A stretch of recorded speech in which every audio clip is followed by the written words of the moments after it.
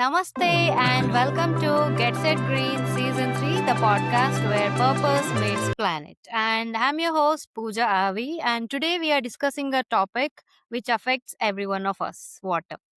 So, joining us today is Vishwanath S, who is fondly known as the ZenRainman, a civil engineer, urban planner, and also founder of Rainwater Club, along with the director role in Biome Environmental Solutions.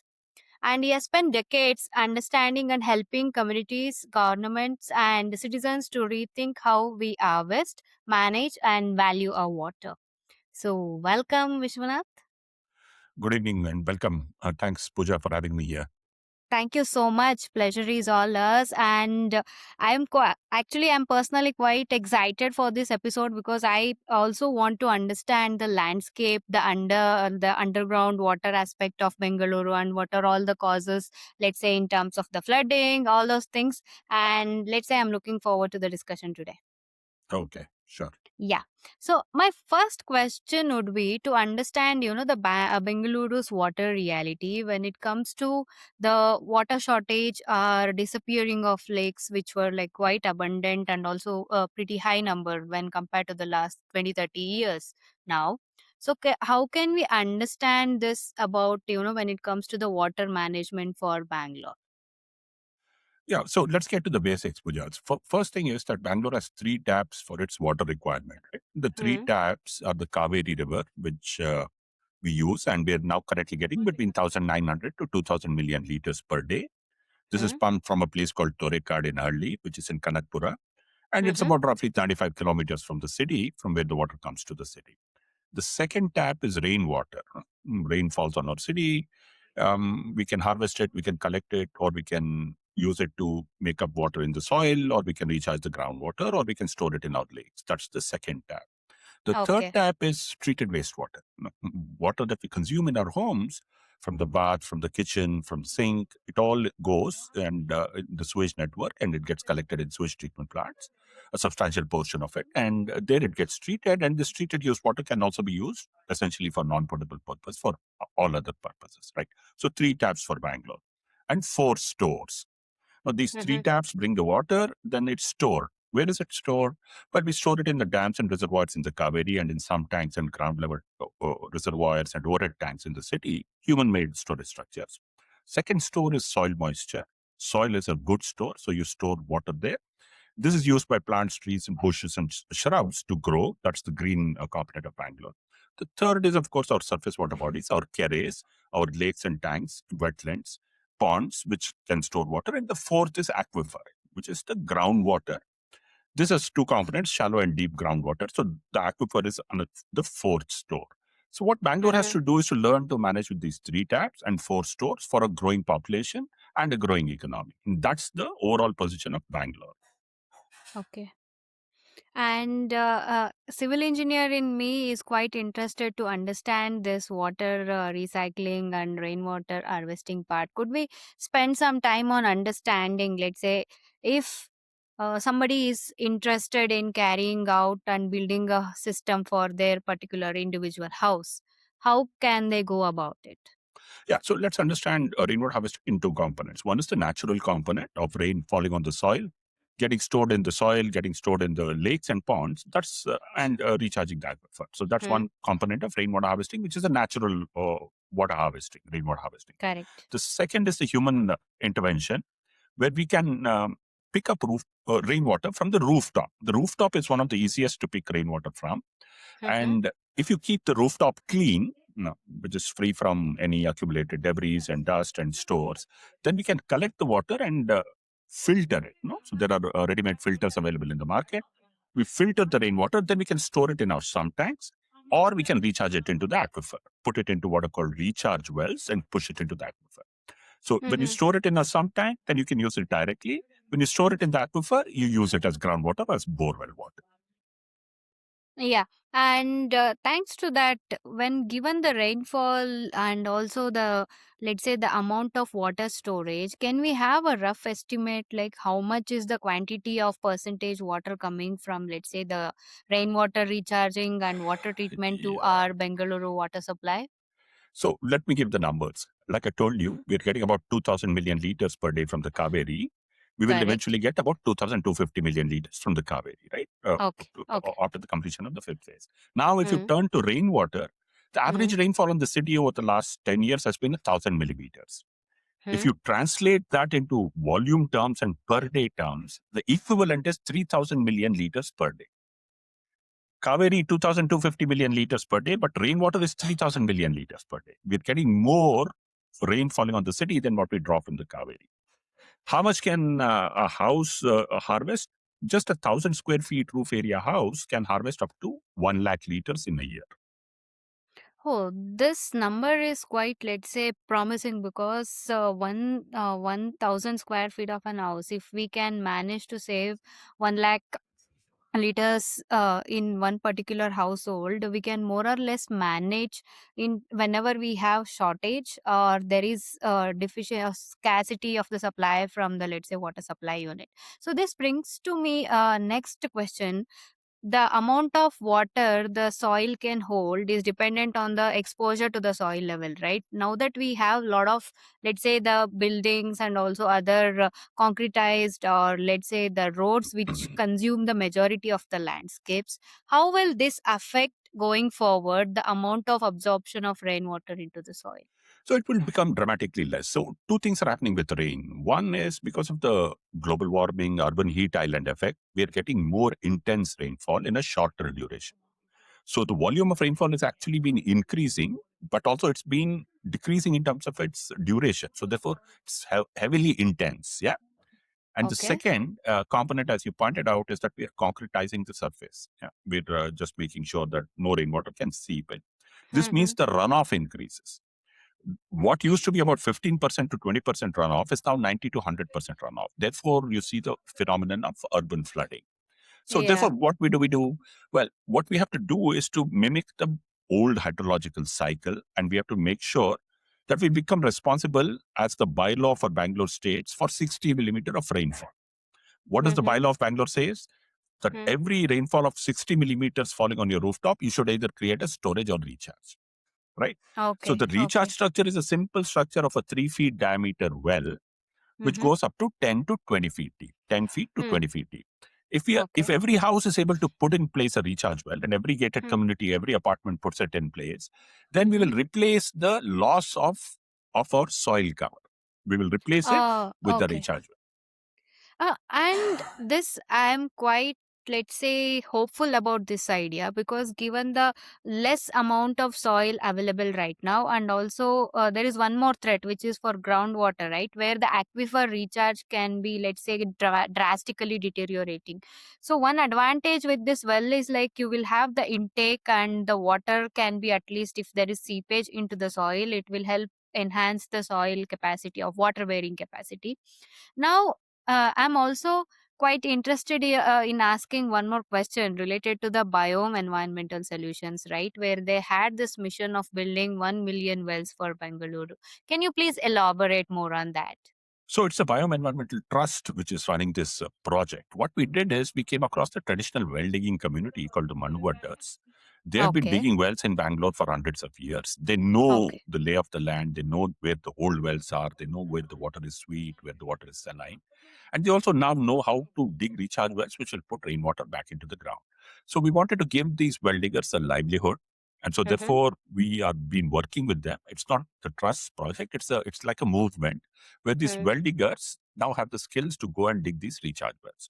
So the million wells was an idea because there are more than a million plots in Bangalore. And the idea is that if every plot contributes to water conservation through the million wells, then not only will the well diggers have a livelihood, but Bangalore can get better water security. That's the goal. Yeah. And I must say, I'm quite happy with the mission because it all starts with movements like this, where the awareness, of course, is created when you have such campaigns and missions going on. And the second part is it helps bring out the solution part to the problems. Unless we have a solution, talking about a problem doesn't make any sense. At least that's what I feel. And with you have like decades, let's say 2 3 decades of experience, totally 30 years of experience in this 40 industry. years, Pooja, 40 Oh, years. sorry, let me correct, which is 40 years. Yeah. So I am like, let's say, really, I'm interested in understanding from your experience, Vishwanath, to us, what is the drastic change which you have observed when it comes to the Bangalore landscape, speaking especially in particular of water reality, whether it is the amount of water, as you rightly mentioned, right, the duration has decreased and how it is increasing, and it is also because there are various factors. Urbanization is one thing, and we also have climate change.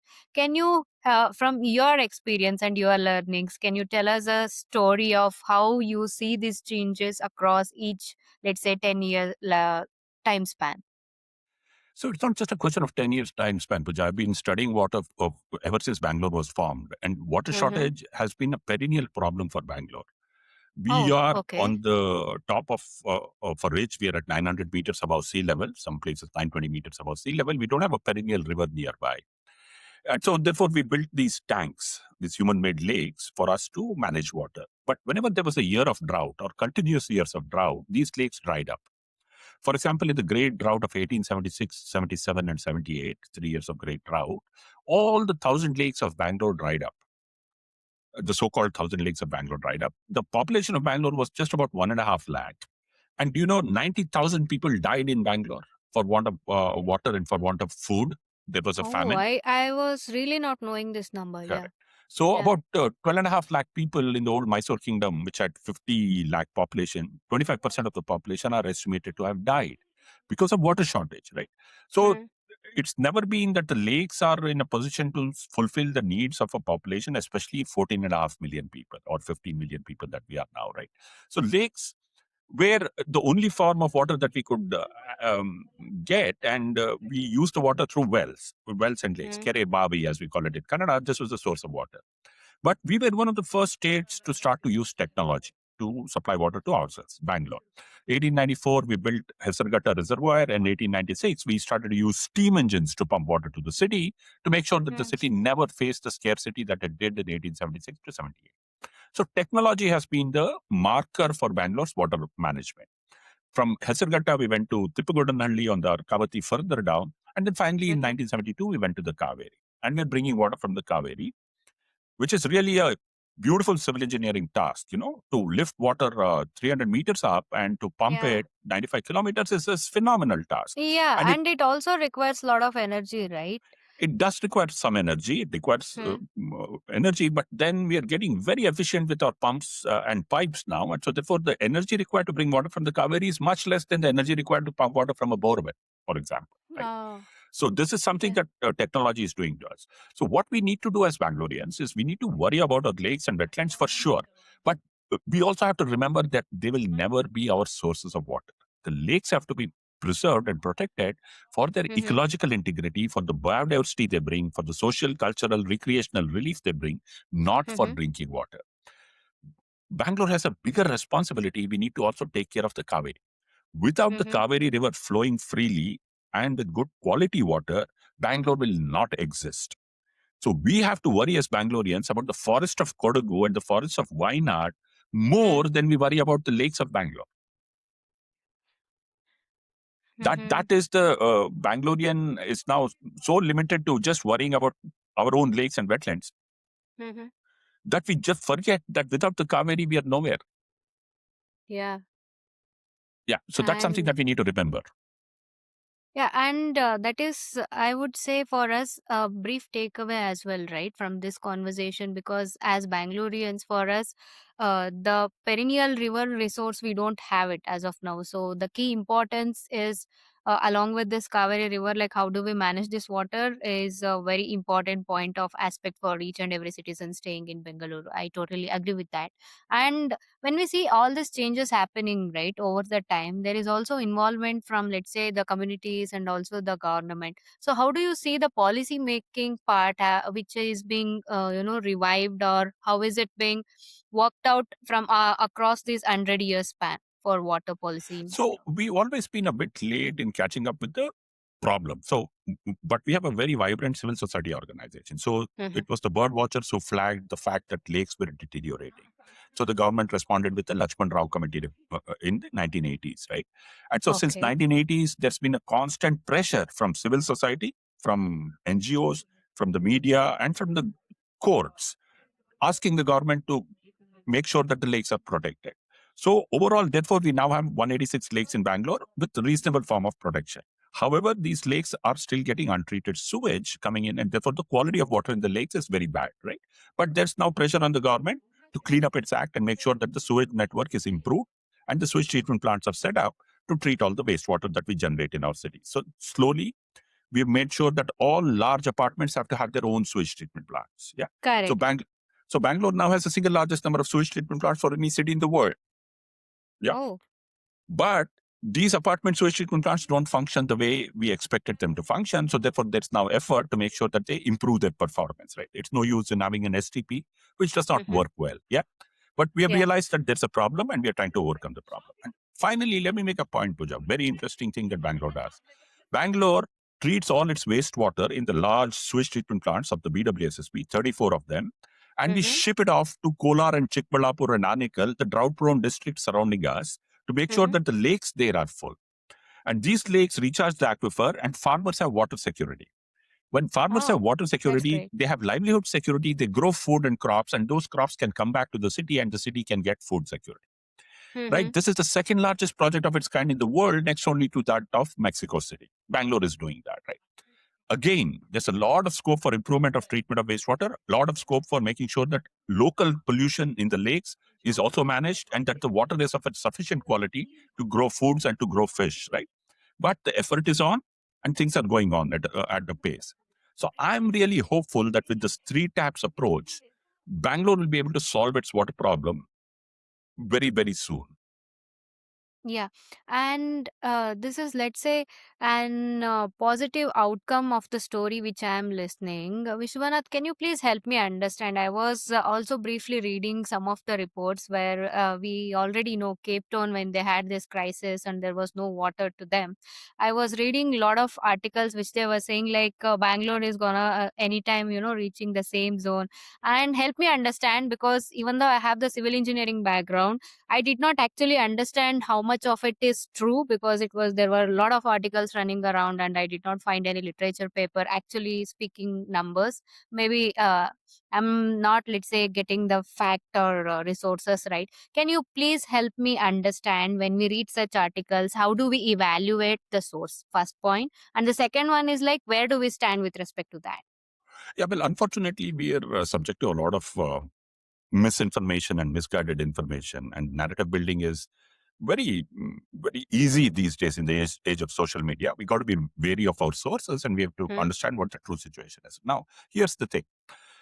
Karnataka state has been allocated 284.75 TMC feet of water by the Supreme Court in terms of the water sharing of the Kaveri River between Kerala, Tamil Nadu, Karnataka, and Pondicherry, right? So 284.75 TMC feet is a number that we need to remember, of which Bangalore takes 30 TMC feet.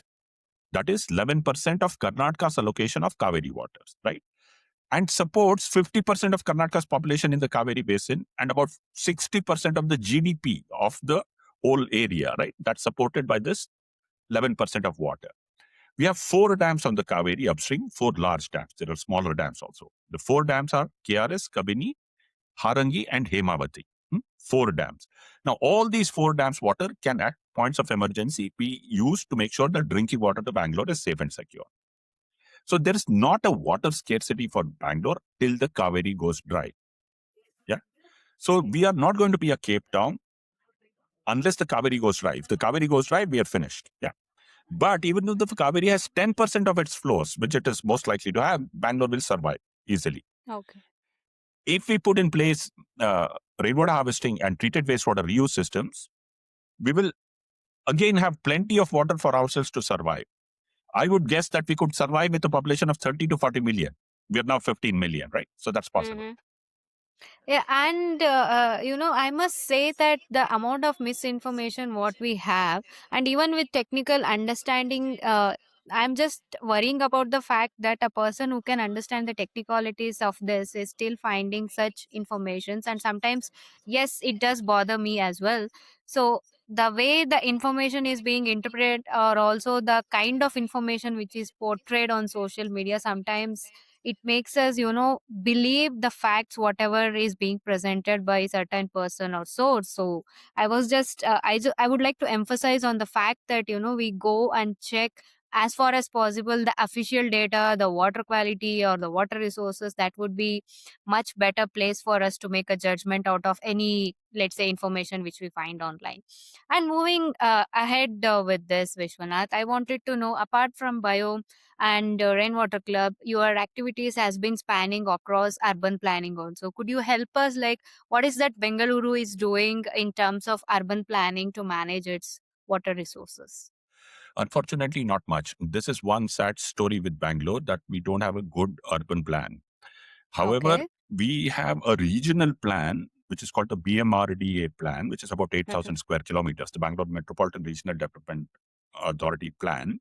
mhm. That is something that we need to work on. We should not just worry about the 750 square kilometers of Greater Bangalore Authority, but we should worry about the larger 8,000 square kilometers and make sure that we do a good master plan to ensure formal plan development.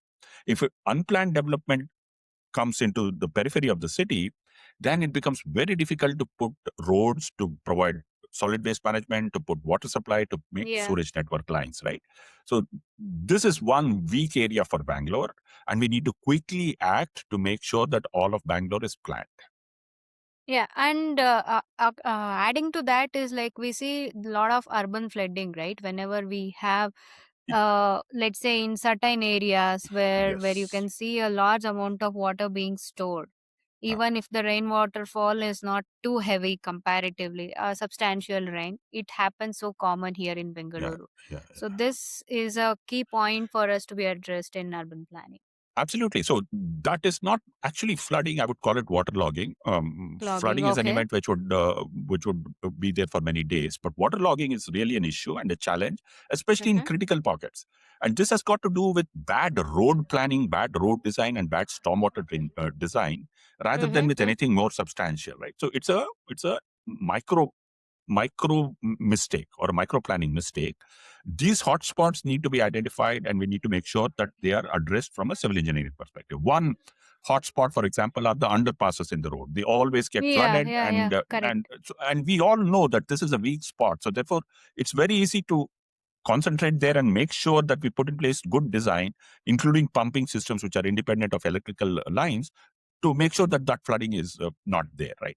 So these interventions are, I'm sure, with the new minister who's taking charge of Bangalore, uh, we will put that on the radar and we will start to take action on it very quickly. Yeah, I totally agree on that. And also, there is this one more angle when it comes to this water, right? Now, this climate change and climate action, whenever we are trying to address it, can you help us understand what should be the center of such climate conversation when it comes to particularly with water angle? How can we So be proactive in this area? So we got to be really realistic. What climate change is doing and global warming is doing is that, like I told you, it's increasing the severity of drought and cyclone. This is a year of El Nino. We don't Hmm? know what the impact will be, but we should be prepared for less rainfall in the Kaveri Basin, right? So Bangalore Yeah, has to be yeah. ready for less rainfall in the Kaveri Basin. Within the city itself, the intensity of the rainfall is now 240 millimeters an hour at points of time. And it's Hmm? concentrated and it falls in certain pockets only. So we need rapid response team.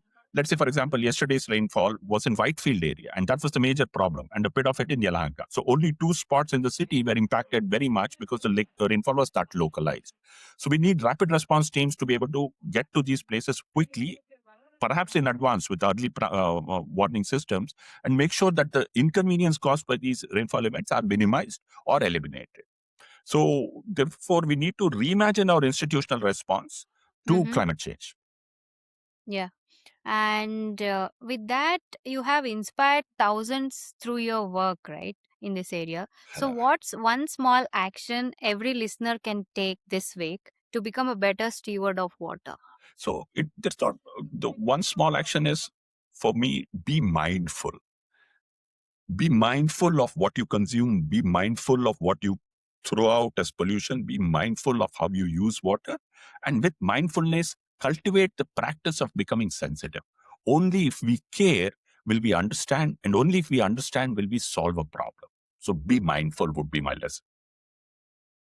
Yeah, and that is the key important point. Being aware of where, let's say, you're spending your time or what resources you are consuming is two important aspects. You can, wherever you are spending money, is like giving power to somebody. Let's say, what is that I'm spending my time on is a second type of resource where I'm willing to be. What type of content we consume, what type of, let's say, products are we buying, all this boils down at the end of the day to our awareness and being mindful of what is required of us and what are the really important needs which we have to address. I understand that, and I also would like everyone listening to this to please make a pledge where you only buy what is required for you, and also be mindful that where your resources are coming from. That's the only way we can address the resource crisis which is coming at us right now.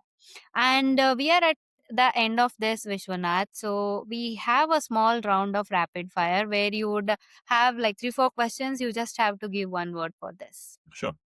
Yeah, cool. Then lake or well? Well, Well, okay. Rainwater harvesting, is it a necessity or opportunity? opportunity. Okay. And the most underrated climate solution? Painting the roof white, insulating the rooftop. Okay. Complete this sentence. Water is Life. life. Okay. Thank you so much. A big thank you to you for reminding us the water security isn't just a policy and isn't just a commodity which we use. It's a all in all a life resource which is required for us every today day to day life, right? So if this conversation inspired you, share it with someone who cares about sustainability, urban living, and climate resilience.